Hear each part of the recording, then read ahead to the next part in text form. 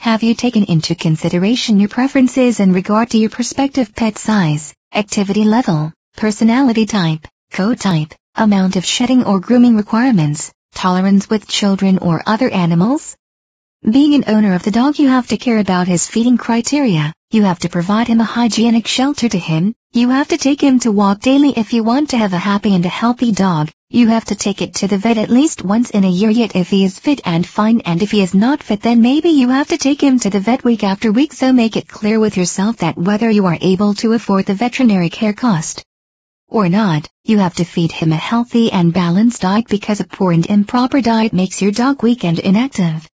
You have to be sure with yourself that where you should leave your dog when you have to go outside the home or city, and who should care for him after you, so that he did not feel separation anxiety, as separation anxiety makes your dog aggressive.